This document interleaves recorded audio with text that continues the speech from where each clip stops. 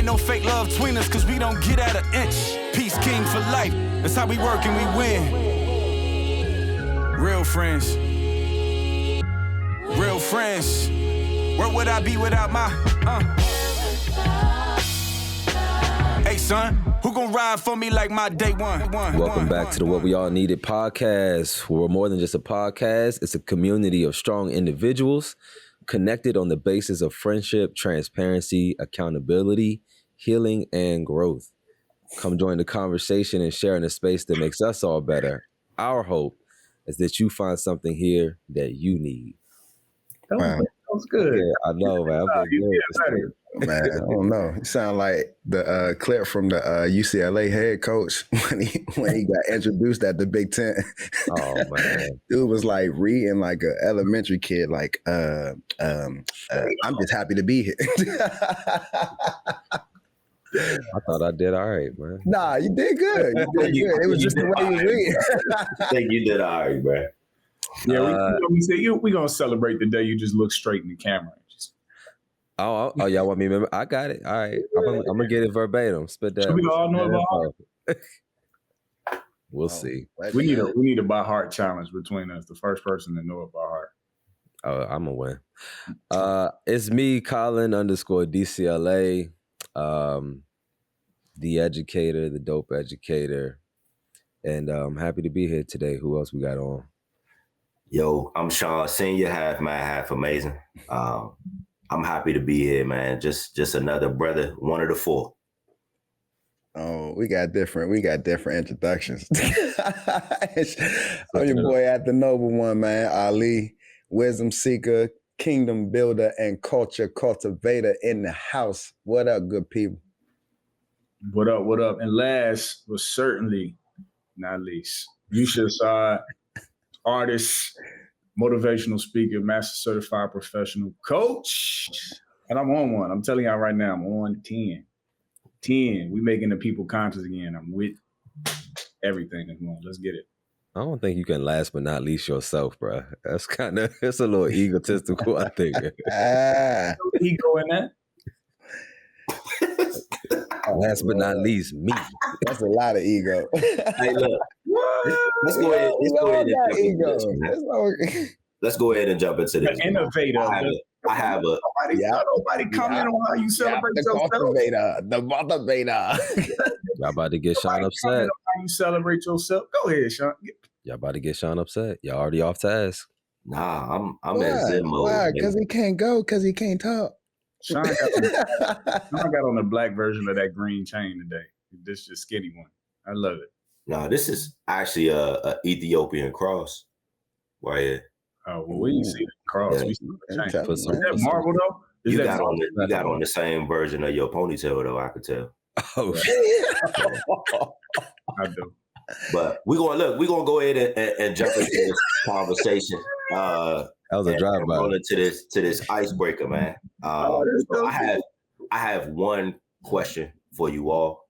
I'm gonna start with Ali. We're gonna transition to Yusha. Then Yusha gonna throw it back to Colin. Oh, here we go. Throw it back. Icebreaker question. What has been your scariest sexual experience to date? Scariest. Whatever that means to you. Scariest sexual experience to date. Like the after was scary or scary while doing it? Whatever that means to you.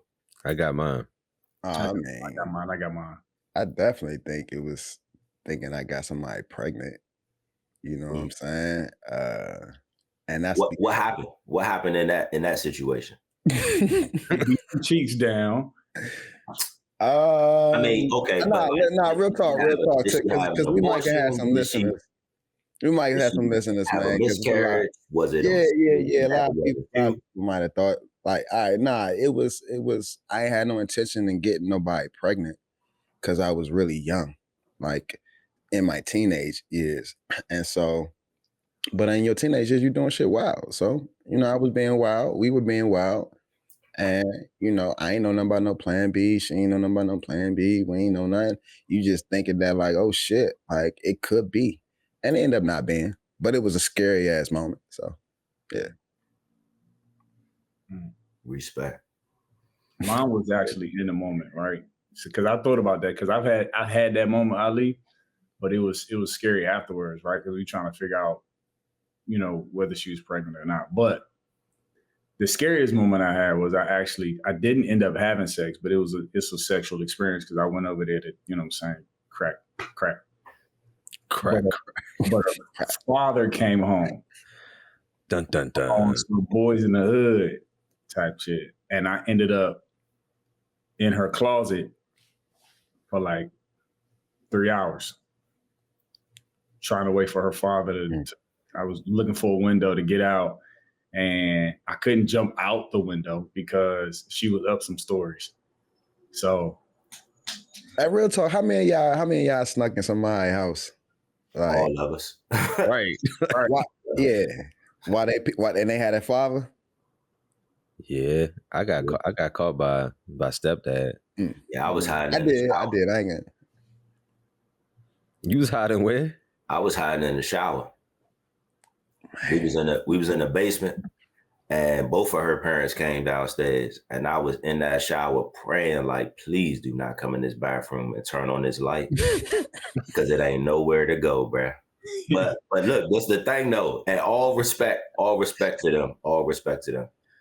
But if I were to get caught, I would have dogged her father. I would have. That's messed up, man. Get out of that jump, because he would have, bruh. Listen, yeah. I knew him. He would have fought me, and I'd have dogged him. Hey, I'm gonna tell you. I'm at. Go ahead. I'm sorry. Go ahead, Colin. You got to get your experience. My bad.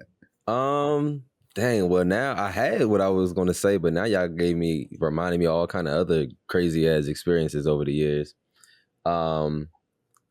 Cause I done had that. I done had the girl stepdad like walk in while we're in the moment. That wasn't scary. That was just awkward as hell. Cause I was like, damn, bro, you gave me 5 more minutes. But wow. But that wasn't scary. It was just like whatever. The scariest one was when I think I might have been home. It's high school. I might have been home like sick from school or something like that. But my mom worked close by, like 5 minutes driving, and had the girl at the house. Whatever. Whoop whoop whoop.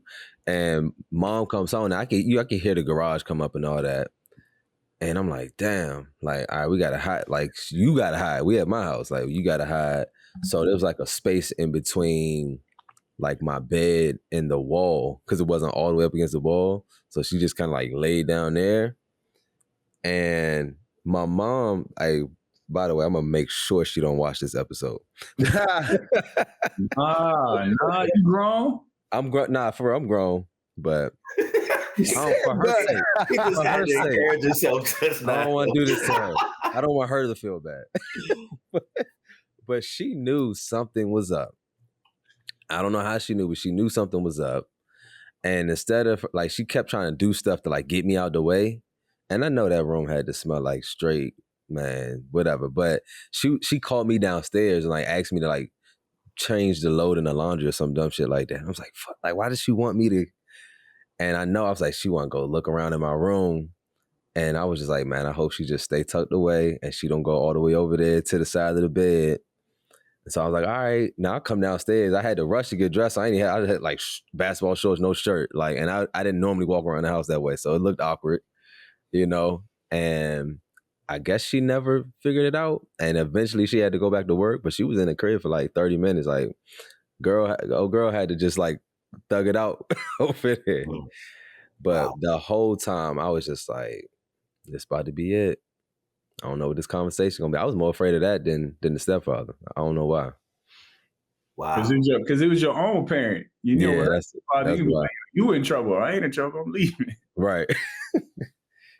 Yeah. So I would say, because I don't want to be redundant with any of those things, because I've experienced some of those things as well. The scariest thing for me, I would say, in my adolescence, I gave my main a curable STD twice, like back to back. and how it played out was at the time, which was my most, but I had 10 sexual partners at once. And so what was scary about it was obviously one of them gave me a STD, but I couldn't approach him. I had no idea where it came from. I had no origin, so I just had to keep playing it out. and I ended up giving my main the same STD for the second time. You could have just cut the whole team off, man, started fresh. Play it out. I could have. I don't know what to laugh or like. I'm not a quitter because if I'm in a marathon, I'm going to finish the race. Bruh. You supposed to put them all in a room and be like, one of you niggas is dirty. Hey, look though, I was wild though, bruh. But why was it scary though? Why was it scary for you? I mean, it was scary because one, I cared about my man, right? And so to continue to hurt her and all of the things that we went through, that was one level of it. But then I was also going through a molting season where I was maturing. And that was around the time when I not only could not trust women, but I stopped trusting myself because I was just too out there. So it was it's a culmination of things, man. That was just like scary. It was like, bro, you gonna mess around and have something that's irreversible. You gotta slow down. So you mean like mentally and emotionally, you was like in turmoil internally? Yeah, I don't even know how I did what I did. So like physically, I was stretched, I was spread thin. I have no idea how I did what I did back in the day. I could not tell you. Besides the fact that all of that time and energy could have been put into building a business. Right, something great. You know what I'm saying? We was kids though. Like we could go from, you know what I'm saying? I could leave one shorty's house, get one off, go home, take a shower, and go to another. Those useful days. You said you could, like, you talking about what, last week? I said it says a kid. Oh no, I missed that part. You said as a kid. I missed that part.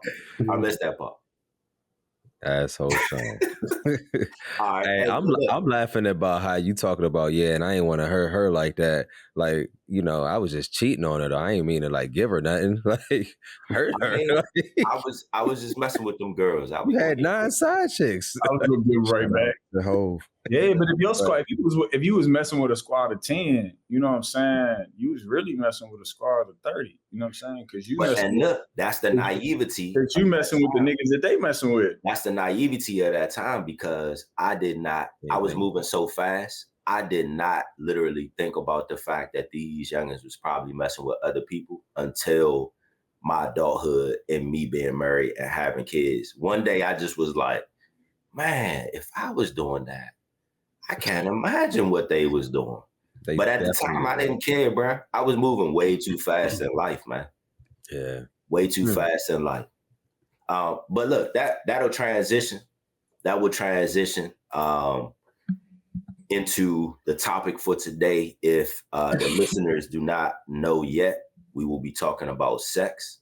However, it will be framed in the context of a more mature perspective, given the fact that we all have had experiences, but we all are good men striving to be great every day, right? So we're going to hold ourselves accountable.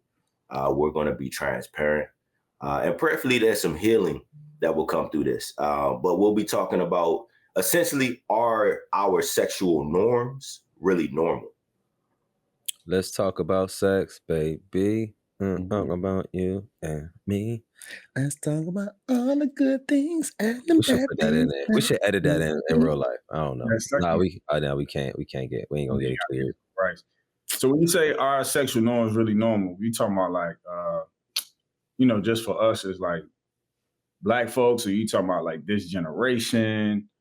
I mean, honestly, man, this is something across the board, universal. It's like, when were you introduced to sex? How were you introduced to sex?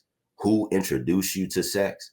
It's just so many different variables that go into the makeup of how we view sex, or how we did maybe at one point.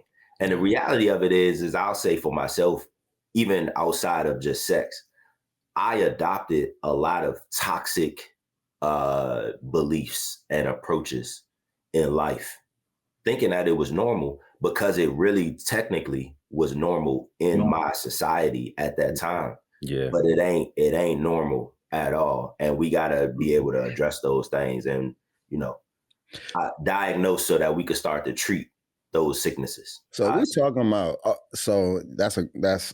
I'm glad you said what you said at the end, because you called it a sickness, right? Because I want to bring some context into what we're talking about, right? In terms of sexual norms, are we talking about the actual act of sex or intercourse?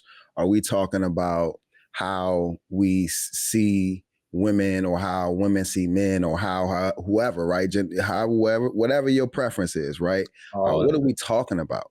Well, I mean, I would say we're talking about all of it, right? Because I mean, even with what you just said, when you were talking about, just from a standpoint of sex in general, are we talking premarital sex? Are we talking adolescent sex? Are we talking what we thought was sex? Which that right in itself is toxic. I was having a conversation with Colin the other day that I completely empathize with. But he was talking about like daycare and how we used to hump. Not each other, pause. But in daycare, how we used to hump young ladies. You know what I mean? And for me, I thought having sex was rubbing your stomachs together when I was very young. But the fact that but listen though, this is the sickness part. Why did I think about that? And why was my mind on that to be trying to do that at that time? We were over sexualized. The people listen. I knew we was gonna have a conversation, so I went and got some data just to think about how we process things.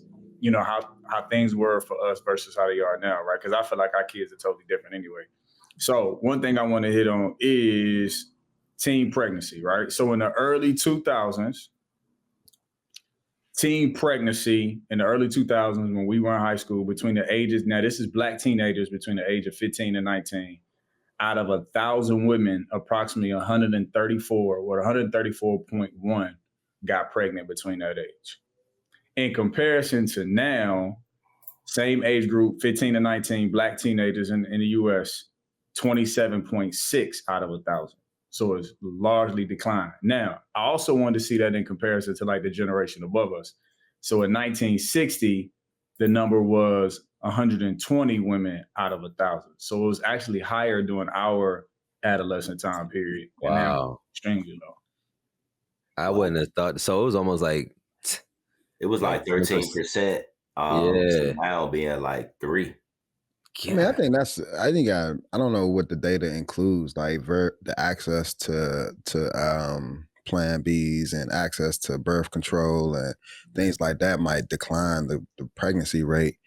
That's why I'm trying to figure out, like, for me, I look at this like this, right? Because depending on where you come from, right? Depending on the traditions, depending on culture, like over sexualized to me could be it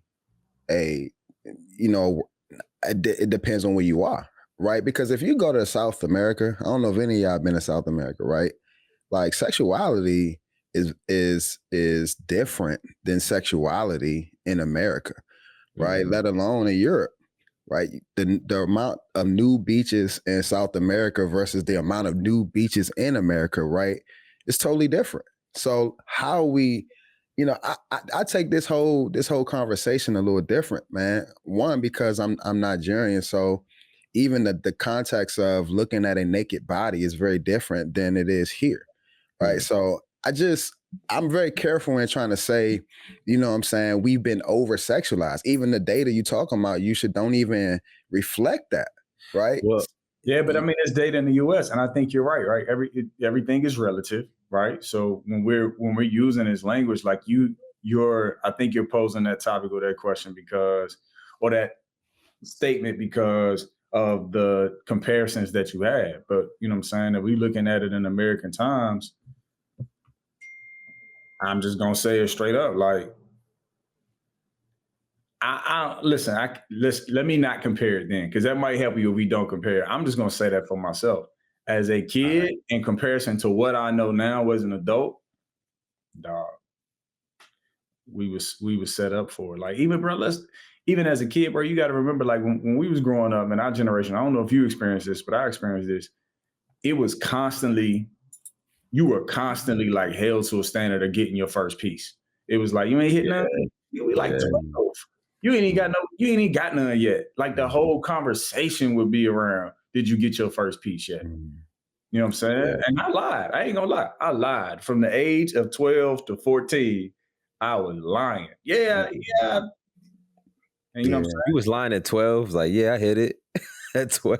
And that's where I agree with you in terms of the over-sexualized part across the board, because I think as a child, no one taught me, or I didn't see what true sexual intercourse is. You know what I'm saying? And not from a physical standpoint, but like as an adult, man, we all know what good sexual intercourse can do to you mentally, spiritually, and emotionally, right? And I didn't. All I knew was I needed to get some cheeks before like my cohort of community, right? Like I averaged out or some shit. You know what I'm saying? I got too old before I was out of the group. Let me tell you what surprised me about that stat you just gave. It surprised me because naturally my thought, and maybe other people think this too, is like, you know, stuff gets worse with each generation in terms of that kind of stuff, right? It's more access. Like we had to, you know, I mean, you had to have a dial-up computer, go to the library to like try to see some porn and hope they had like a free preview, or stay and watch TV at night, HBO after the white noise on the TV, and try to like see a boob or something. Like, so I was like, we had less access, right? But we was still wherever we were. Fast forward to now, like, yo, these kids could potentially, like, Pornhub could be on their phone, you know? So I'm like, they have way more access. I would naturally think they would be maybe more sexual than we were.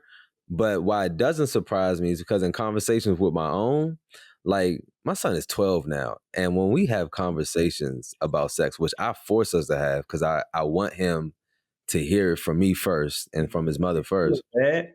But he does not know half of what I knew at 12 years old.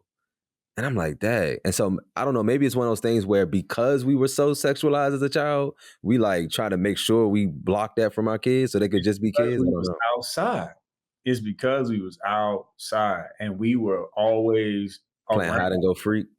All that, but we was around all day, dog. Outside with older kids, right? We was outside with kids who was having sex, right? When you was young. You know what I'm saying? These kids be in the house on video games, and that don't necessarily mean they ain't on Roblox, you know what I'm saying, or in spaces. But like I watch the kids, even my own daughter, like these kids they kids. Well, our kids are kids, not all kids, but our kids are kids. You have a very good point, Yusha, because my natural instinct came out as a male when I was a kid. It had nothing to do with what I knew or what I thought it was, right? But I know, like, I naturally got a hard on around girls that I felt like, you know what I'm saying, I was interested in. So to your point, being outside, right, and actually getting that emotion a couple of times, and then actually having somebody like the youngin touch me, you know what I'm saying, be honest with you, like it's like, oh shit, that shit feel good. We gonna do this after, you gonna touch me every day after school.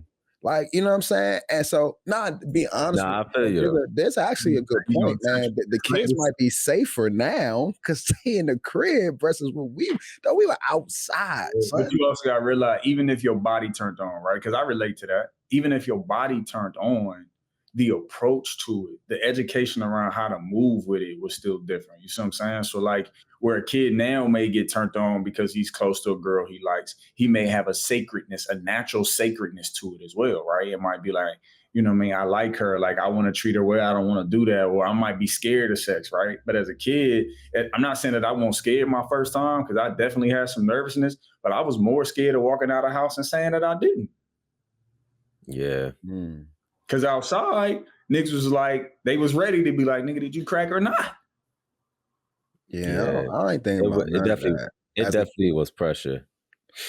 I don't know, man. I'm gonna be honest with you. Mine was more pleasure than it was anything else, right? Yeah. And you hit it on the nail, dog. Because we were outside, and because we were just, to me, it's male and female energy, and I'm just talking from that perspective. It's sexual energy.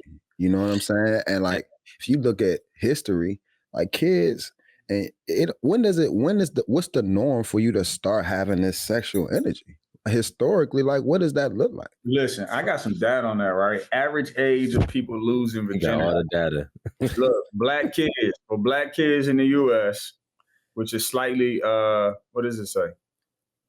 It actually says the average age of first sexual intercourse for black men in the U.S. tends to be slightly lower than the national average, typically around 16 to 17 years old. All right, this is consistent with general trends. So the average age for black men is 16 to 17 years old. I was 14. It's too young, Yusha. I was in 9th grade. She's a good dad. Disappointed in you. Hey, I'm gonna tell you right now, I was late in my community. Hey, really? Yeah. Nah, that was so. Don't look shocked, Connor. I was lying at 12, dog, because the niggas around me was now either they was lying or they was already getting it in. I felt like, yeah, dog. I ain't gonna put the homies out there, but dog. Dog, I remember. I liked this girl when we was 12 years old. We was all in 6th grade. I liked this girl. She used to live in this trailer park, probably like 3 miles from where I lived at. And Shorty was already built. Body was already built. She was a short little joint, but was already like thickly in 6th grade. And of course, I'm sexual already because I've been humping since I was 7. I got stories about humping, right? So I've been humping since I was 7, and I didn't hit my first little Billy Blank off a hump. You know what I'm saying? Thought I was like, damn, did I just pee on myself? You know, yo. So I'm already knowing what the oxytocin levels feel like once you hit the mark. You know what I mean? So Shorty thick, but then I found out this little 6th grade girl was having sex with like a senior in high school. She 12.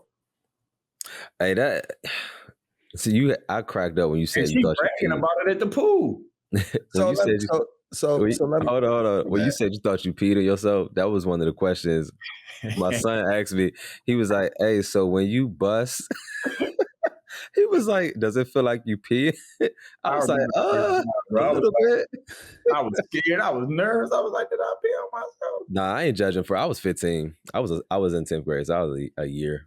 So it definitely sounded like it was traumatic in a sense, right? Having this pressure, right? Maybe not traumatic, right? I don't know what words we want to use or right, but having a pressure to have sex before you're ready, or feeling like there's a benchmark you have to reach, or feeling like you were overexposed. For me, one of the things I was overexposed to might have been pornography, right? Yep. And at a single digit age number, right? And so taking those things into the fact, do you all feel like those things affected you all, as a young adult, right? Starting at average 16 to like maybe 25 age, right? Where like you saw all of those things, you felt the pressure, and then maybe you actually did it. And then what was what happened afterwards? Yeah. Like, what was you feeling? I'm gonna say yes. Like what happened after our first experience? Yeah, basically. So let's put it out. The first question is, you lost your virginity when, Yushin? 14. Colin, 14. When you lose yours? 15. All right, I lost mine at 15, and Sean probably lost his at 2. So, God damn. But nah, real talk. So it happened, and our teenager is basically on average. What what happened, dog? Did you go up? Did you go down? Like, was you feeling like? It was up after that. It was up. Because here's the thing, like, I'm gonna tell you what happened. Shorty that I messed with was actually a shorty that she lived in my neighborhood. We've been knowing it. We went to elementary school together, all that. And our context starts in elementary school because I'm not from that neighborhood. I moved there when I was 9. So I moved there in 4th grade. All throughout elementary school, I picked on Shorty, called her all types of names because that's what kids do. But then when we got to middle school, Joanne got real. She filled out real nice. And y'all know me, man. Like, I hate to say, you know what I'm saying? I just got a type. Yeah. And she fit the type. You know what I'm saying? And my favorite movie was The Wood. I'm telling y'all some stupid shit now. My favorite movie was The Wood. And the part in the movie where Big Mike and Alicia finally get a chance to get at it, you know what I'm saying? That was my movie was on repeat. And I'm like, man, I got to make that happen. So, you know what I'm saying? We made it happen. And I'm gonna tell the story because I ain't got no cut cards for you. The first time I hit the job with suicide, I probably lasted all of 17 seconds. But was like, the condom broke. The condom broke. So I gotta stop. I stopped. And then I didn't have another condom. So I was mad because I couldn't go back in. You know what I'm saying? And so I left the house. Went up the street, knocked on my boy's door, got another condom, came back, and started going in it again. You know what I'm saying? And then the condom broke for real. That condom actually broke. And then when that broke, I was like, fuck it, and just kept going. So second round, I smashed off shorty for like an hour and some change. And the only reason I really stopped is because my brother called and said he was on his way home. He's about to pull up. Now his home, he ain't live there. He's about to pull up. So when I get to school the next day, you know what I'm saying? I guess, you know, shorty talked. She told, you know what I'm saying? She told. And the second round, it went down. So after that, it was like girls at the school was just on some like, yeah, we heard, nigga, and heard about you. What's up? God dang. Hey, Sean, you came in right at the perfect time. Right at the You said you lost your virginity at 2. I just want to validate. Who was saying that? I said you lost your virginity at 2. Nah, real talk. Tell the people like we all said our number. When did you lose your virginity, Sean?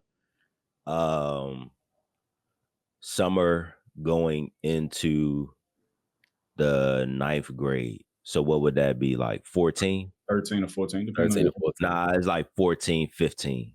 I would say. Man, I'd say 14. Yeah. That's interesting, young. Why? Y'all are lying.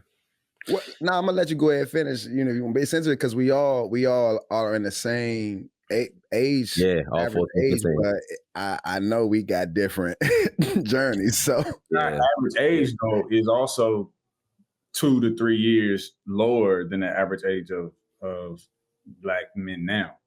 You know what I'm saying? Mm-hmm. Now it's 16, 17, right? 17. Wow. I would not have guessed that. Well, no, it kind of makes sense now that I think about it. These kids different. Yeah. When I lost mine, it was this logical. It was a girl. She ended up being my girlfriend for that reason. Like she was just cool, and I was just trying to like, let me see if I could smash. I didn't tell her that I was a virgin until like after the 3rd time. Like, but I had a girlfriend. My girlfriend was actually at Sean's school. I was at another high school. Well, I thought you about to say your girlfriend is actually one of Sean's 10. I was about to say probably. You don't want to. We never had that. Hey, we should talk about that. We never had that conversation. But this what happened. The girl at my school kicking it at her crib. You know, we fooling around second base, whatever. And she was like, "Nah, you got a girlfriend." And I'm like, "So?" And she was like, "Nah, I don't do that. Like, you gotta be," which was a lie. She was never mind. But she was like, "Nah, you gotta be with me. Like, you gotta be my boyfriend if you want to hit it." And I was just like, all right. So the next day, this girl that I've been telling, love you so much, we're gonna be together forever, we're gonna get married one day. I was just like, hey, so I've been thinking we need to take a break. Like, I did. Like, I'm a nice guy, man. I'm a nice guy. So you took her virginity and then broke up with her? No, I broke up with my girl to then get with somebody to lose his virginity. Because the chick was like, you can't smash because you got a girlfriend. You got to be my dude for that. Sheesh. Yeah, and so I was like, all right, bet. And I felt a little bit bad, but not that bad. Sean, what was your experience? My experience, I mean, all our experiences is going to be different. I don't even know why you already laughing because ain't nothing funny, but all of our experiences are going to be different, right? But I grew up y'all know, our generation, we actually had a size of clothing called husky. And so I grew up in in that time frame, I was husky. I was like always the kid that was in the in crowd, but like always somebody's brother. You know what I mean? Like, oh, that's my, and I'm like, nah, I'm trying. Like, boy, what's up? All my friends, they the cool ones. They got girls on their arms and multiple, so on and so forth. So, I would say, to put a word on it, I was somewhat envious, just feeling left out. However, the summer going into 9th grade, there were, the known females from middle school. Everybody has that set of girls that are known. There were 2 girls, and two of my friends actually talked them into riding the bus to our neighborhood. Right. So they rode to the bus to our neighborhood that summer. We were walking around the neighborhood, so on and so forth, waiting for parents to go to work so that we could have a free house. Huh? Y'all was outside hot and sweaty. I mean, yeah, we in middle school. That everybody was, especially in the summertime, and especially in Maryland. Musty, real humid. But so, waiting for a clear moment, we ended up being able to go back to one of the friends' houses. And the sad part is, till this day, I don't remember her name, the girl that I lost my virginity to, which is always like the downside to my story of how I lost my virginity, because I was just like so geeked to be able to say that I was with somebody. I missed a lot of very important steps to get to that point. Ali, I definitely want to hear your story, but it's like, as I listen to my story, Colin's story, Sean's story, it's a lot of stuff that we can pull out of what's happening. Unintended. That's connected to, like, yeah, we can pull out. Hey, but pause. But here's what we're going to do for Sean, though, because what we all needed, man, is really growing. Our community is strong. A lot of people are watching this. And if you're out there, young lady, that Sean, and you recognize Sean is the guy that took my virginity, please don't do that. Please don't do that. Call 301-555-555. No, but we're going to get your name, and we're going to add you to Sean's origin story. We don't. This is another aspect of that, though, right? This is another aspect of that. She took my virginity. I didn't take her virginity because I was actually second that day. You see what I mean? Like, these were the known girls from our school, right? It was 3 guys, 3 girls. 2 girls were the girls that traveled to come visit their friend that lived in our neighborhood. So yeah, I just leave it at that. But it it's a lot of different aspects that we could speak to. Like, a lot of steps. Marriage was an orgy, bro? No, brother. I said I was the second that day. Right. So that means that she was involved with somebody earlier that day. I know, and then I doubled girls and 3 guys. So I see what happened. It was 3 girls. It was 3 girls and 3 guys. It was 3 girls and 3 guys. Hey, Sean, I see what happened. Your real father, he never paid attention. He can't even add. He wasn't there for you. You failed. You failed, Yusha. Nah, that's because Yusha from the country, man. They whole sexual experiences is different. They be walking around barefoot, pregnant, eating watermelon on the porch. I'm gonna be real with you. The last thing I would have did when I was 14 years old was hit some cheeks that was walking around outside. Hygiene was always been a thing for me. I can't call it.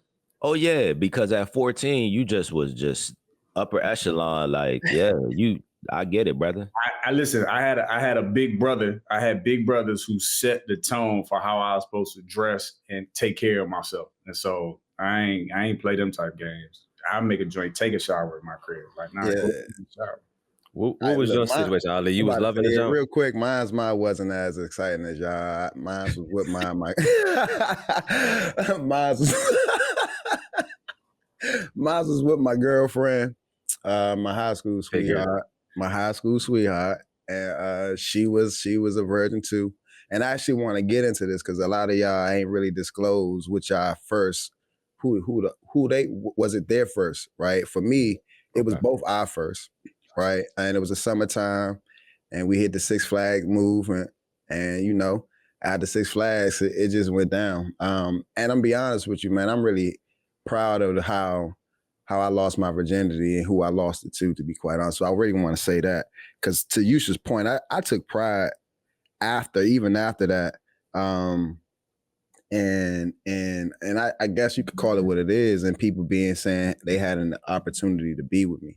And that's been since I've been, it happened off and on, to be honest with you. Like, we're talking about the effects of after losing my virginity. After that, obviously having a girlfriend at that young age, it was all day, every day. It was when your people not there. It was like, it was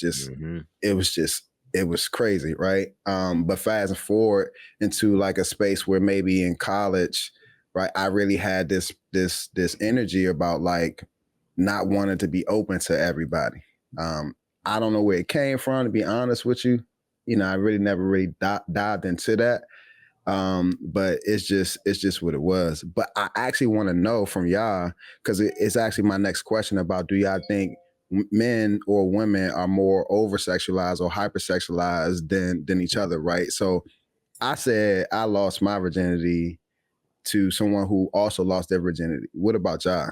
Well, I think me and you, what I'm hearing, I think me and you might be a little more aligned, and Sean and Yusha might be a little bit more aligned. Hell no, you broke up with your girlfriend to get with somebody else. Nigga, don't allow me with that.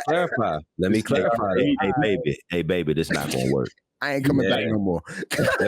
Let me clarify though. Let me clarify why I say that, and because what I'm curious is what was the difference and how we ended up in that space, because that ended up being your girl. That was the same for me.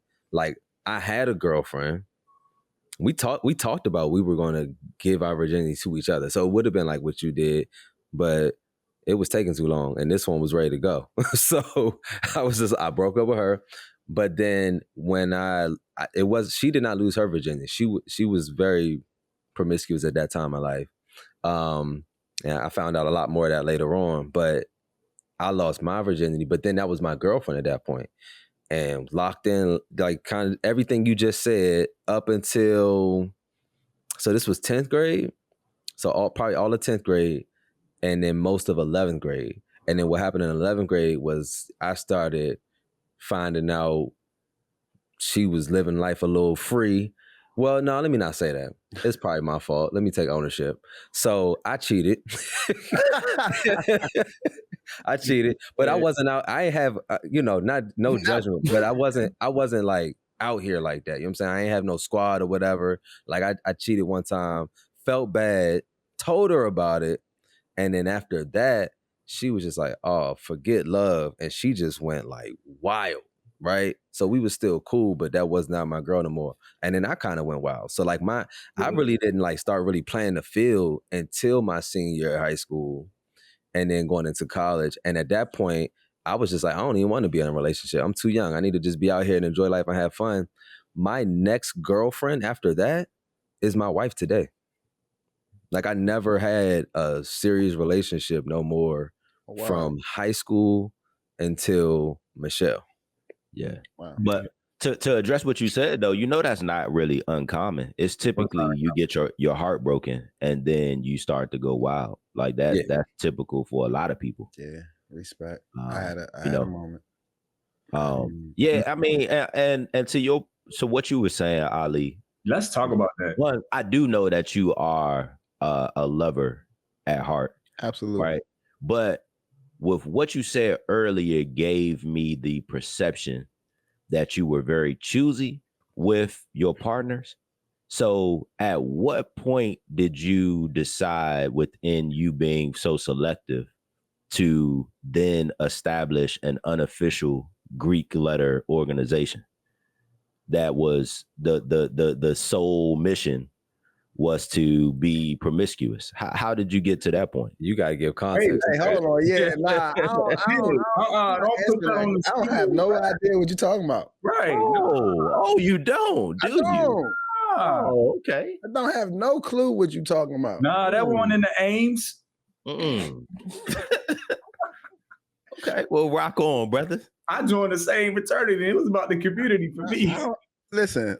Nah, you ain't joined this fraternity. He talking about something else. That's why I said you got to give people context. This is a fraternity that I knew about even before I knew about the Divine Nine. So, this is something else. But that's funny, Sean, because and a lot of people in the group that you're talking about, right, would tell you this, and I think all of y'all know this, right? I've that's been my posture from day one. I remember in middle school being on the school bus and I felt insulted at the time, right? But this girl, she said to me, she was like, "You think you better than everybody? You think your wife gonna be like a model and whoop de whoop de whoop de whoop?" And I looked at her like, how's she trying to read me, right? Years later, I looked at that and like, yeah, dog, I have standards, bro. I have standards. I've always had standards for myself. And I just think that that's been something natural for me. So I can't really speak to, and I'm gonna be honest with you, I was overexposed to sex, right? I'm just saying that. I saw porn in my single digit age. I caught my dad's stash, you know what I'm saying, at a very young age. And like, you know, I still watch porn, right?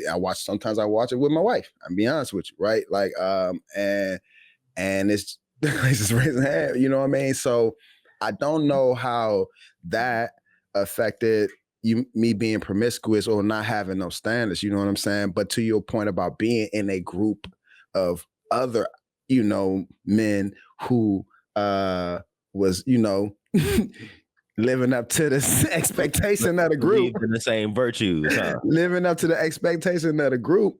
I think I think at some point men use it as a sporting event. You know what I mean? And so, and that's just what it is. We produce millions of sperm, you know, daily. You dig what I'm saying? So like at some point, I think you was saying it like as a kid, or even you, Sean, like I was knocking out 10. You know what I'm saying? And I don't think it has nothing. And even today, I think it's just charged to how we're made up. You know what I mean? Like also a double standard, bro. It's a big double standard, and we know that as kids, you know, because one of your first questions when you first asked was like, "Was the girl a virgin?" And no, right? I want to say the girl I was messing with, she took I gave my virginity to her, right? But it was a double standard because how she was moving was no different than how I was moving, you know what I'm saying, in terms of after I had sex the first time, but she's going to be held accountable to a different standard. What I will say, though, is like a lot of how I even approached sex at that time was connected to the desire to have sex. Other than the physiological desire to have sex, a lot of the desire to have sex was based off what I had seen and heard from the other men in my family and in my community, right? I have a real experience that I'm not going to detail, but it shaped the mindset of how I was supposed to approach women in terms of like how I was supposed to just have women, right? Because of who my people was. But the other side of that was like porn. You know what I'm saying? There was no education on how to approach sex. So porn taught me how to approach sex, right? It was like, and in my mind, a girl wasn't good at having sex if she didn't act like, move like, respond like the women on porn move. You know what I'm saying? It was like, you know what I'm saying? I need every single girl. I need your leg. I need your knees at your forehead. What was your first experience with porn usage? Was it like, were you introduced through VHS, through CD, or through the internet? Nah, it was VHS. Oh, VHS. Yeah. This old white joint was the first joint. This old white joint that was like an hour and a half long. All the joints had bushes all over it. I had to get rid of that one as soon as I could, though. I had to get rid of that one. That was, and I don't even remember where I got it from, but that was the first one. But when I got a hold of like a videotape of like the A Street Latinos, you know what I'm saying? I don't know if y'all remember that joint or the Girls Gone Wild, Putty Round joints with Cherokee and all that joint because that was their era. Doing too much advertising at this point. I was about to say you promoting, bro. You promoting. You might as well add them and shit. Boy, I just saw a glimmer in your eye. You just flashed back. Well, I'm happy, you know what I'm saying? I'm connected to people who grew up in our era because they gonna know, you know what I'm saying? They gonna know. But like that, and I'll be honest, bro, like with the story of porn, were we masturbate? Hell yeah, I was masturbating, right? But I'm gonna be honest, dog, when I have a son, God willing, I'm gonna tell that nigga like, do everything you can to like stay away from that. Because I know the effects of it, right? From desensitization to just how much time just stay away from it. I had that exact talk with mine, and because like I said, we've been having these talks, and I be doing temperature checks because I'm like, all right, where is he right now? Because I don't know what advice to give and what not. And so I asked him about porn, and he was like, I was like, you know what that is? He was like, yeah, the website. It's like, so they talk about, somebody at school talking about Pornhub, but he's never seen it, and that's exactly what I told him. I was like, yeah, like, you want to avoid that at all costs. And I was like, it's addictive. I was like, it's going to cause this issue, that issue. Like, I'm telling him all like the negative sides of it. And then I was like, but if you do just so happen to see it, I was like, come talk to me about it. You know what I'm saying? We could talk about, because it might, I don't know. He's so green, man. I think it's going to like traumatize him. But to your point, you said that your experience with porn caused you to like have certain expectations of the women you were with. For me, I feel like it put probably unrealistic expectations on myself, right? Because porn did not like affect how I dealt with women, I don't think. But it affected like my expectations for myself during sex. So here I am, 15, 16, 17 years old, even in, college days. And I felt like I should be able to go for hours at a time, not thinking about, man, they are editing these videos, man. This is like 5, 6, 10 takes to get, this 25-minute stroke session. You know what I'm saying? But I'm like, yo, I should be able to do this. I should be able to do that. I should be able to go 5 rounds on average. Like, you know what I'm saying? So I had all of this pressure I was putting on myself, not thinking about like, that is not normal everyday sex. Just being in that immature space and trying to be grown, trying to live up to what you're saying. Yeah. Nah, I got some data points on how porn affects people. I had to get the data on this, man, so we can help people. This dude got all the data today. But we can talk about relate, right? So personal effects, right? Personal effects of watching porn is, of course, desensitization of sexual stimuli, unrealistic expectations about sex, and potential difficulties in achieving sexual arousal without pornography. I've actually experienced that, right? Effects on relationships, right? Watching porn can affect relationships by potentially reducing intimacy and satisfaction, creating unrealistic expectations, and sometimes leading to issues like reduced sexual desire for your partner. And a really big side effect of porn, right, is body dysmorphia for men and women. I need a definition for that. Body dysmorphia is it's a mental health condition where a person becomes excessively concerned or preoccupied with perceived flaws or defects in their physical appearance. These flaws are often minor or even unnoticeable to others, but to the person with body dysmorphia disorder or BDD, they appear significant and distressing. All right. And some of the things that you may see people doing if they have body disorder, some of the symptoms of it is that they often compare their appearance to others. They seek frequent cosmetic procedures without satisfaction. They avoid mirrors, or conversely, they frequently check their reflection in the mirror. They feel anxious, ashamed, or depressed about their appearance, or they experience social isolation or difficulties at work due to appearance concerns. Oh, yeah. That's why I was 15, 14 with the ruler out, trying to see where I was at. Did I grow? Marking the ruler, like, all right. Hey, bro, you was marking the ruler, checking your progress, bro. Yeah, I'm like, all right. You got dates and ages next to the mark. My shoe size went up, so let me check. Let me reassess. Hey, Slim. Nah, that's real. That's real. Shit. Yeah, that Jonah have you comparing yourself to them people, huh? I mean, I'll speak on reality too. Like, I've been in adult relationships where if I was watching too much porn, right, I had to get to a point where I had to completely cut it out as best as I could. But like, if I was watching too much porn and, you know what I'm saying, satisfying myself, especially with all that was going on with an adult, it was like by the time if a woman came over, or if, you know what I'm saying, I got connected to a woman, I wouldn't even be like, you want to play cards? Because I think it's interesting, man, because I think y'all heard me say that I sometimes look at it with me and my wife, right? Mm-hmm. And I think there's different porn. And I'm just educating people. I don't know what we're talking about here, right? Right. I'm just being honest with you. So there's some uncut, raw, just straight up big booty, brown and ground, porn. And then there's some soft porn, right?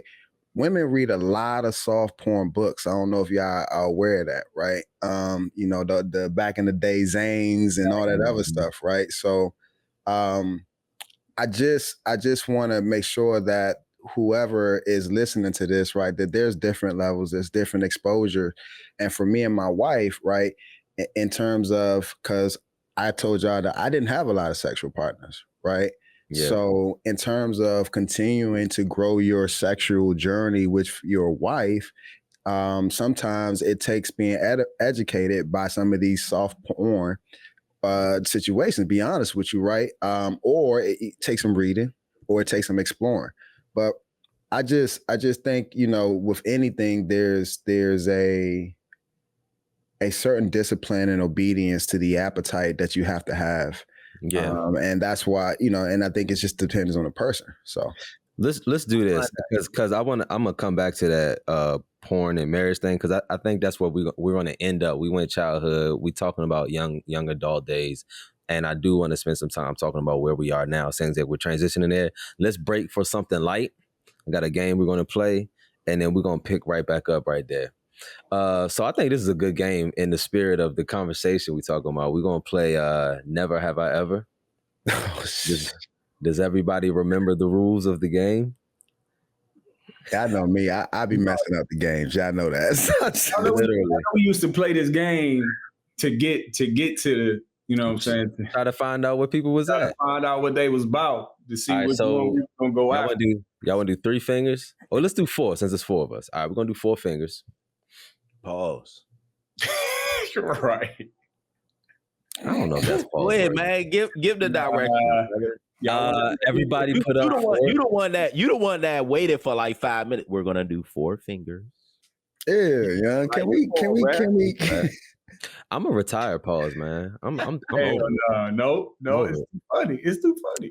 All right, everybody put up 4 fingers. I'll start the game. I'm gonna say something I've never done. If you've done it, put a finger down. I feel like Ali's gonna win. All right. Never have I ever dang, I don't want to start off that aggressive, do I? All right, never have I ever been in Play to win. Yep, never have I ever been in a situation where we like multiple guys ran a train on one girl. I'm saved, sanctified, feel. Wait, let me ask you a question. Are you involved in it, or are you just there? Either. Involved. What? Involved. Wait. What I hear is voyaging. Why this is would what I you hear. be there? No, I need no. Hold on.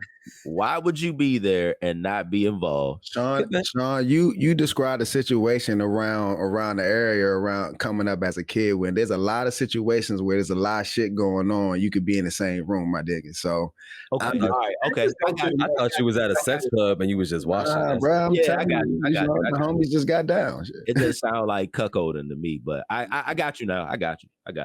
Y'all experienced with these terminologies. Usually your turn, man. Let you know, Sean, I'm watching porn. Your turn, usually. Back in the bag. I gotta do it. Oh. Yeah. We're gonna clock counterclockwise. Dang. If somebody got one, go skip. Yeah, somebody got one, go, because I'm trying to ask one that ain't gonna get me out. All right.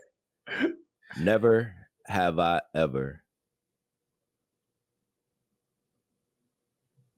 Yeah, Sean. Never have I ever had multiple partners in one day? I gotta put a finger down. All right, so currently for the people listening to this and not watching, Collins has 3 fingers up. Mike, did you put a finger back up? You had 3. How you got 4 now? Y'all said I had to be involved and I wasn't involved. Nah, we did not, bro. We just needed clarification. I did say that, but yeah, no. Okay, me and Ali have 3 fingers up. Sean and you should have 2. Ali or you should go next. Shoulders up. We see. Don't throw your little shoulders up. Y'all done a lot, man. Y'all can't even think of nothing y'all never done. Done it all. Done it all. Done it all. I didn't know this game would be so difficult, brothers. What you blind? It could be anything. It don't have to be about sex, by the way. It could be anything. Y'all trying to think of things that prevent y'all from putting y'all finger down, bro. Stop. Like, come on. Never, ever have I ever got caught having sex by my kids. That's a good one. I can't think. All right, can I ask a clarifying question? Can I ask a clarifying question? Oh, yeah. In order to be technically caught, do they have to be cognizant of what's taking place? No. Okay, so just getting caught, period. Yeah. Even if they oblivious to what's going on. Absolutely. So does baby so does infancy count? When they on that bassinet on the side of the bed? Yeah, and then they wake up and they stand up and then they I know I ain't talking about that. And then you turn to the side like, whoa, why you looking at me? Yeah. Or they bust in the room like, I'm hungry. All that. I take that back. I haven't. But y'all figure it out. So the wholesome Colin has 3 fingers up still. Yusha and Ali have 2. Sean has 1. Yusha, come on. Never have I ever had sex with a married woman. Never have I ever had sex. Can you clarify? Put your finger down, bro. Can you clarify what sex is? So, I mean, did that count? No. Sexual activity, intercourse, head, nigga, anything with a married. Well, we're married, so obviously we have to put a finger down.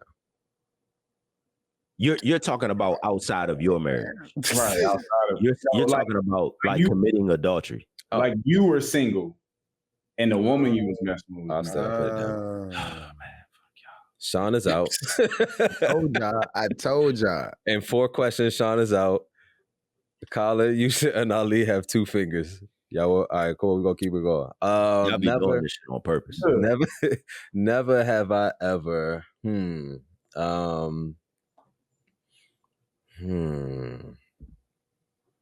Hey, I can still ask questions though.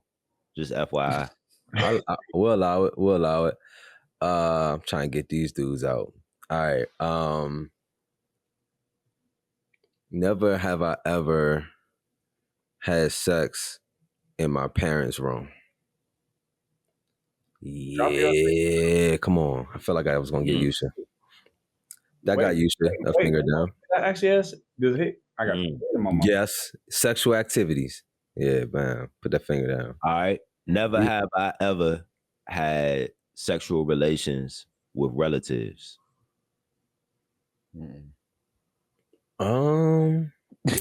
I feel like everybody done had that dry hump with their cousin, man. Come on. Keep it real, y'all. Hey, never have I ever had. Hey, you don't get to ask you just going because y'all dry. Because y'all dry. Come on, Sean. Go ahead. All right. Me and you should got 1. Ali still got 2. Never. Hell no. Ali, go ahead. Go ahead, Ali. And your I ain't got none. Go ahead, Sean. No, I got one. Never have I ever. I got one. Had never have I 2 ever. girls fight over each other or fight over me. Never have I ever had 2 girls fight over me because I was messing with them both physically. I never had that. I ain't never had that. Not fight, physical fight, nah. Go ahead, Yusha. What you got? That's too messy, bro. It was too messy. You was messy.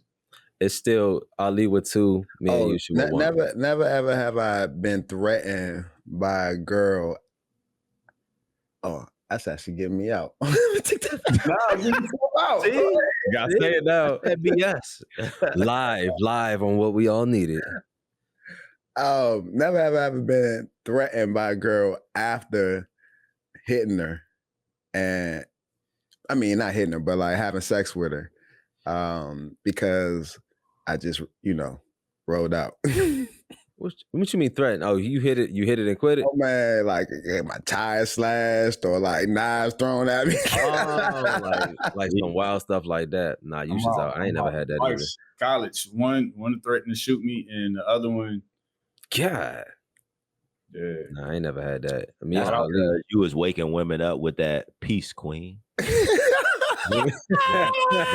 Grand rising, beautiful. I wasn't even on that then. That was after I became a man who could actually say it and hold it. You know what I'm saying? In terms of peace and love. In college, nigga, I was Jay Black. All right, all you savages, all you animals out there. Hold on. What's the score? It's me and Ali the only ones left with one finger. So yeah, so one of us gotta win. Yeah, let's finish this game. Let's finish this game. Win. Put that finger up, Ali. Nigga. That's pause. Now you gotta pause that. That is a pause. I'm trying to think of how I can get Ali out. Never have I ever messed with one of my male friends' mains. Nah, man, I won't do that. Never have I ever hit two friends. Hey, can I address that real quick? Nah, because you out the game. We try and get them out, man. Stay focused. Friends. Oh yeah, I have. I'm out. There we go. That was who I cheated. I cheated on the girl with her friend. That's why. Hey, but look though. Let me wait. One wins. Let me address the noble one, Colin. Because y'all just said, nah, I would never mess with one of my friends' mains. But check this out though. Hit this nigga. Hey, go ahead, justify it. Every game has rules, and if you playing in the street, then your main could get hit. That's bottom line. Come on, hey, listen. If you faithful, your man is wrong. If you playing in the street, your man could get hit by a cop. But see, that wasn't the question. The question was, did you? Of course, to your point and to the culture, to your point, yeah, my man got hit by one of my peoples. I know. I'm just saying. I just want to make sure we clear because it was a very high moral standard that was just set. I would never. I ain't never had my man get hit by one of my peoples. Nor have I hit. I would never do that. Never. No. I don't care I don't care what you're doing on the street because in my family and in my community, right? It was known that niggas would have mains, and then niggas was in the street, but it was like, yo, whoever the main, you could touch the other junks, but you couldn't touch the main. Hey, let me ask you this though. Let me ask you this. Hey, what if somebody in your circle got locked up? Then what? Still, definitely. No, listen, I'm just. I mean, to the point about the game, right? Understand the family that I'm from. Like in the family I'm from, like, bro, getting locked up was a part of ritual. You know what I'm saying? So that wasn't an abnormal thing. You see what I'm saying? So like, my stance on that was like, nah, like, yo, we would take care of your, you know what I'm saying? She was part of the family unless she was just an asshole. If she was somebody we ain't rock with or was doing some wild shit. Because 9 times out of 10, when your niggas got locked up or your family members got locked up, your older homies got locked up, it was off drugs, right? And if they was really moving weight, you know what I'm saying? If the girl stayed down and she was cool, she was protected. She was kept, you know what I'm saying? But if she's one of them Jones that like took the money and ran and then put no money on the books and all this other shit, then nobody give a fuck about her anyway. Actually, Sean, I realized I lied. I did. And Ali would have won sooner. But I'm going to tell you why I'm still going to put myself on more high ground. So this was a chick who was extremely promiscuous. This might have been like freshman year, something like college days. Like, I mean, she was getting around everybody in the crew. So she was not she wasn't a main to most of us. But there was one, and he was loving her. He was in love with it. I mean, he was like taking her out on dates and stuff. And I was like, he like really like, he think this his girl for real. He has no idea that like she's hitting everybody, right? And when I realized that, I was just like, oh, do I continue to benefit off of this on-demand situation that I can get kind of whenever? Or I let my dude know. And that joint ate at me one day, pause, and I pulled over on the side of the road and I called this dude and I was like, hey, yo, I gotta tell you something. And I was like, you know your girl, right? He'd be like, yeah, what you like, already, like, what you about to tell me about my girl? And I just told, I was like, yo, I ain't blast out everybody else, but I was just like, I definitely been tagging that. Like, oh yeah? Asked me a couple questions. He was like, hold on, I'm gonna call you right back. Got off the phone with me, called me back and was like, yeah, I appreciate you telling me that, man. Like, I know that, like, we good. And then I got a text from her. It was just like, why you F everything up? But I couldn't do it, yeah. I was like, my dude looking dumb out here, yeah. Like, I can't. All right, look, we need to transition, man. Listen, good story. Before we close out today, we need to bring the circle full story because we're not living in the past no more. You know what I'm saying? We're not living in the past no more. We're living in these times. And I'm sure all of y'all are some variation, some improved variation of yourself, right? So like if we talking to the young boys, we some of us are OGs and unks now, you know what I'm saying, to some extent. What I really want to know is, you know what I'm saying, over topics like how have you changed? How's your approach to sex changed? You know what I'm saying? Y'all are married. Yeah. Let's get into that. First of all y'all married? I've been married before, but you know what I'm saying, my divorce was 2015, right? Are you having as much sex as you thought you were going to have once you got married? I'm going to go as the elder statesman here. I'm going to just tell y'all youngins out there straight up. Just because you married don't mean you get cheeks on auto. It don't happen that way.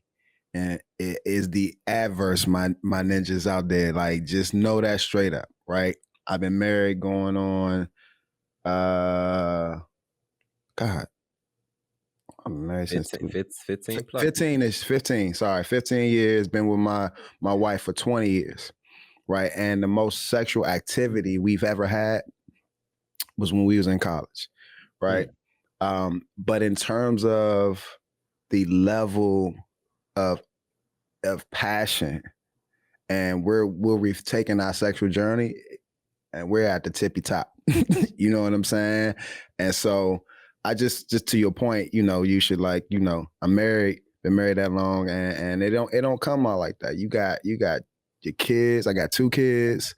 I got 3 businesses. You know what I'm saying? And some nights, just quite frankly, the young Ali don't feel like he want to get busy. You know what I'm saying? I got work and I'm tired. You know what I'm saying? So that's just, I ain't gonna wrap it up all, you know what I mean? But that's just me. You know what I'm saying? What's average though? Ooh, I don't know, man. I've had dry spells, to be honest with you, because like it's been cyclical, nigga. Like, let's be like, wait, son. One time it was like a month, young, and I'm like, Ali was praying for rain.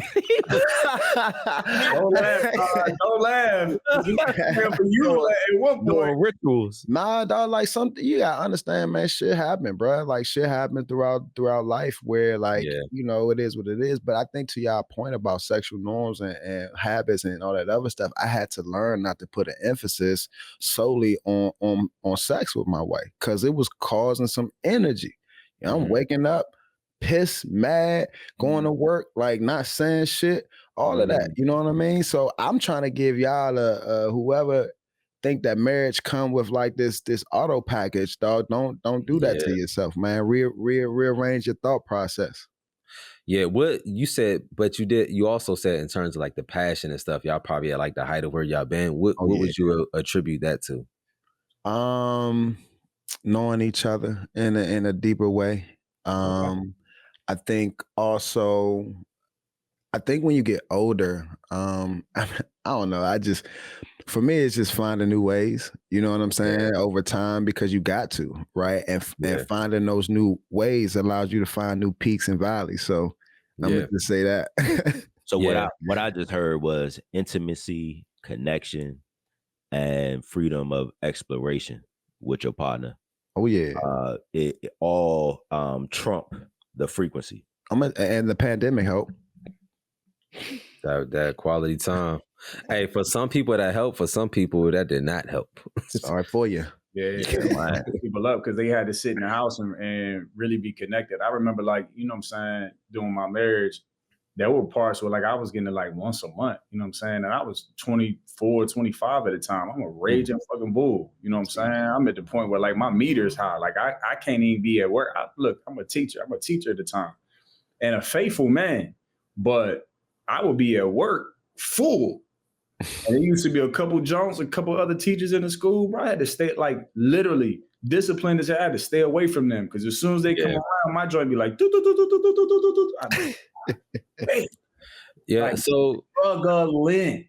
So similar to like Ali's saying, I think everybody would say that in terms of marriage, like it ebbs and flows, man. Like it's gonna be seasons where you're gonna be like, oh man, it's like every multiple times a week and this and that. And it's gonna be them seasons where it's like 1 or 2 times a month just because of life, depending on the age of the kids, activities, businesses, like it ebbs and flows. What I will say, and you hit on a good point when you said, like, I had to stop focusing on sex. I think in them early days, I was focused on it a lot because it was an expectation I had. Right. Like, yeah, we married now, da-da-da-da. Look, God is smiling on this now, right? It's not bad. So I feel like it should just be all the time, anytime. And then that wasn't a reality. And I got to a point where it did cause some internal, like, man, what we doing? Why does it have to be a competition or like why I got to figure out the piece of the puzzle and all this? Like, it should just be like, go time, bet, let's get it. In them younger days. And I think it wasn't until I matured and focused on preheating the oven consistently and not for nothing in return, just because, right, then things start to improve. But I will say right now, where we are today in the ebbs and flows, we're probably the most, like, this probably like maybe the wildest consistent season we've been in. And I would, in terms of frequency and passion, and I would attribute that to probably like just kind of growing up. Kids are older now, a lot more independent, you know what I mean? So that gives us a little bit more consistent privacy when we need as parents. And then both of us have evolved in the past couple of years to where like we're redefining a lot of things for who we are, how we do marriage, how we show up for one another. And somewhere in that evolution process, I don't know, we both just got, the young bull came back out in both of us, man. It's been a fun time, I'll say that. I mean, and then there's some real stuff to what happens to, and I'm just thinking about the question as what happens is to those traumas, to those fears that you might have had or insecurities you might have had, right? They no longer exist. Yep. Right. And because those traumas and those fears and insecurities don't exist in the world, it's all go. Yeah. Right. And I also want to say this too, man. Like I have a marriage where if I warm the coffee pot up, it's all go. Right. But I had to learn not to abuse that. So yeah, I want to get to that. Sean, did you want to speak on frequency, or you know what I'm saying? Everybody kind of. I wanted to speak to what Ali just said about the traumas. And this is like just a message to, you know, those who may not be married, have never been married, thinking about getting married, so on and so forth. It's important to understand that you have to have more than just sex, right? There have to be other connective fibers that hold your relationship together. One that I place in high value is just genuinely liking that person and liking to be around that person, right? Like seeing that person as a friend. Now, as far as the trauma part that I wanted to speak to, it could very well be that the traumas that you experience, so on and so forth, prior to your marriage, then are quote unquote washed away through your marriage. However, the reality of it is that you could experience traumas within your relationship as well. And so that can affect the sexual intimacy within the marriage. Like, you know, my wife and I, we've had some pretty tragic occurrences within our relationship that where we are now sexually, we're kind of just getting over those hurdles. Like from, you know, miscarriages to medical issues. Like, you know, my wife had a back issue to continually having babies, I mean, that's a trauma. You know what I mean? Especially depending on where you are in life and what your desires are as far as excelling in life. The reality of it is when you have a kid or you have multiple kids, every single time you have a child, your resources are then redistributed to then take care of the additional responsibility. So all of those, that just speaks to the ebbs and flows that everybody's been saying. Like, you're going to have seasons. You just got to work through it, be intentional. Yeah. I love the conversation that we're having. I think it's super dope. And I think we're transitioning into like even some more, some grown up conversations, right? Some things that I definitely want to see us get to is like more conversations on that intimacy, that approach, right? How do you warm up the coffee pot? Get a little bit more into the traumas and how you can heal your traumas in a relationship. But we're going to transition now to Workin and Winnin. For those who are watching, if you would love to hear the extended version of these conversations, if you love to hear the other things we're about to get to, we're going to move that conversation to our Patreon. Please subscribe to our Patreon. This is a way in which we can keep the What We All Need a podcast community growing. And so we would love to have you all join that community and be a part of helping us produce high quality content that is good for us, right? Community for what we all needed. Colin, did you want to get in on that? Yeah, because we definitely gonna continue this conversation because I'm gonna bring up soul ties. That's just something I thought about. So we'll talk about that a little bit.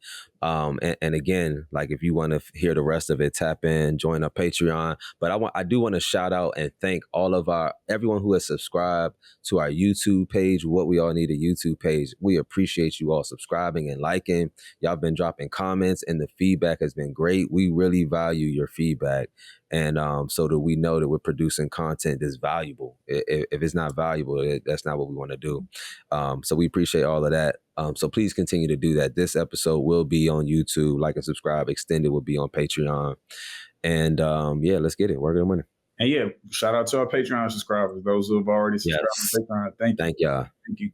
Thank you. Whether you know it or not, your investment in us is going to help us produce this at a higher quality. So we appreciate you all. So let's transition into Workin and Winnin.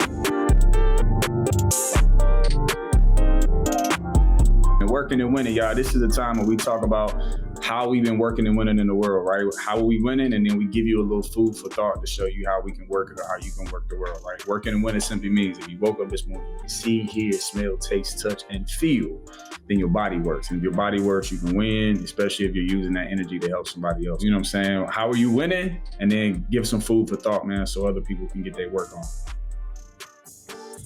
Yeah, I'll go ahead and go first, man. I see the hat. AG stands for the Ali Group. I have a real estate property management company. And so the work that we've been doing is changing our business strategy and model, right? Where we will be managing properties for our tenants. Now we're actually going to be looking to buy and acquiring property management companies, right? So that's the work that I'm doing on that. And then also just staying focus on the work in front of me.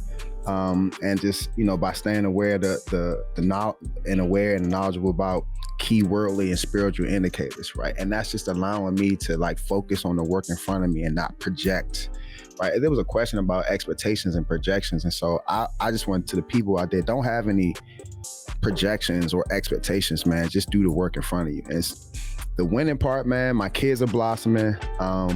They're becoming more themselves. They're challenging themselves to be better.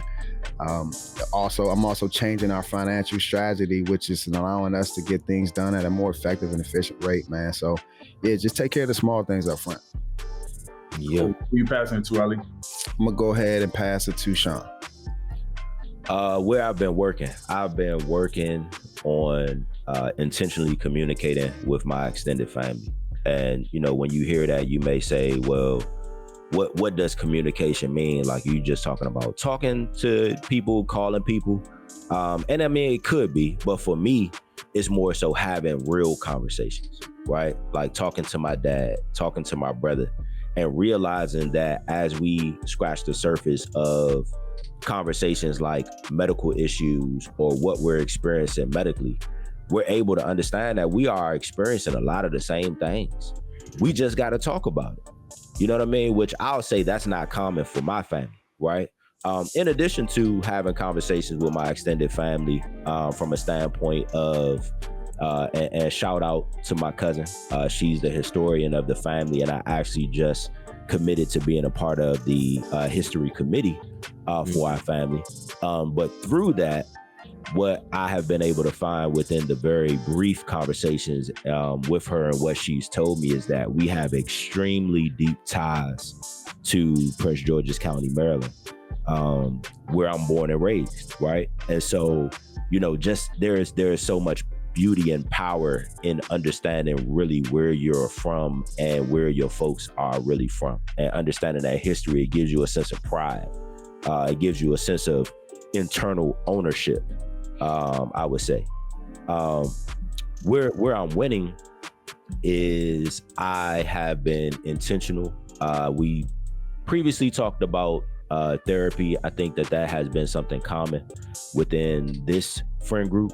But I've been intentional with going to counseling on a regular basis. I actually go bi-weekly. In addition to, I now have a life coach. And so just being intentional in continuing to accept people into my life that can stretch and expand my potential. So winning. Love it. I'll pass it to Yusha. Cool. Thank you, man. Shout out to how y'all getting it in. Winning. So my winning is earlier this week, I had an opportunity to, y'all know I'm doing educational and nonprofit business consulting and coaching. Got a subcontract with an organization out of Durham that I think is super dope. And I had a chance to go down there with my homegirl who actually has the full contract and do a professional development with them this past Tuesday. And it was just really dope leading them in this professional development, but mostly dope, not because me and Crystal did a good job and we did, but it's actually because, we're sitting in a room full of like Black superheroes who have started an organization that is essentially not only growing to be a safe space for them as Black folks, but what I told them is it sounds like you all are building a boat, ship, plane, car, automobile to help people get back to their true African self, but in an excellent way.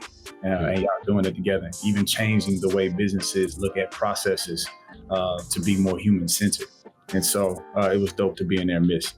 My food for thought to help you all win is a book called The Spirit of Intimacy. I can never pronounce the author's name, but it's a really great read. And I'll give you this from the context, right? So it says, simply and beautifully, the author reveals the role of spirit in every marriage, friendship, relationship, and community. She shares ancient ways to make our intimate lives more fulfilling and secure, and offers powerful insights into the illusion of romance, divorce, and loss. Her important and fascinating lessons from the heart include the sacred meaning of pleasure, preparing a ritual space for intimacy, and the connection between sex and spirituality. Her ideas are intuitively persuasive, provocative, and healing, and supported by sound practical advice. So I love this book. This book helped me really look at the context of how much spiritual energy goes into sex, how much sacredness goes into it. And Ali, I'm sure you wouldn't be surprised to find that a lot of that spiritual energy is connected to water. On you, Colin. I'll wrap it up. I'll be brief, and I'm a connect it kind of back to the marriage piece for my married folks out there. Maybe in the season to try to find some consistency on some things. The work. Date night, man. Weekly date night, y'all. It doesn't have to be an expensive thing. We do non-negotiable a weekly date night. The date night could be at home in the house together. The date night could be out at the, just we're going to take a walk. We're going to walk down the street, grab some ice cream, come back, whatever. But it's a date night. And then at least once a month, we're going to go out, do something nice together. We can alternate who plans the date night. Maybe some role play. Hey, I'm going to meet you at happy hour. Act like I don't know you. What's up? But I'm just trying to give you guys some tools you can use to keep that spark. Especially when you've been married, 10 plus years and you just trying to keep things fresh, man. Take advantage of that weekly date night. It helps with the communication piece as well. And how I'm winning right now. What's a win? We have my company, DCLA Productions, has our first comedy show event. Kay's House Party is a comedy show we do in Atlanta on August 18th. So if you're watching this, you're in the Atlanta area, August 18th, Uptown Comedy Corner, come out to Kay's House Party. If you're in LA and you're watching this, we'll also have Kay's House Party at the Elysian Theater on September 21st. So that's only relevant if this episode drops before them dates, but that's the win right now. Come on, Kay's House Party. All right, cool. All right, who's gonna pray us out? Where we at with it? Who feeling the spirit? I'll pray us out today. I got it. All right, hearts and minds clear. Heavenly Father, thank you for this community of what we all needed. These are my brothers, and we're praying that through this, we are touching the lives, the mindsets, the perceptions, the energy connected to you, to other people out here. We pray that this is fruitful, and as you continue to grow this, not for our good, but for your glory. And we thank you for this. We pray everyone has an amazing week, day, so on and so forth. Your holy name we pray. Amen. Amen.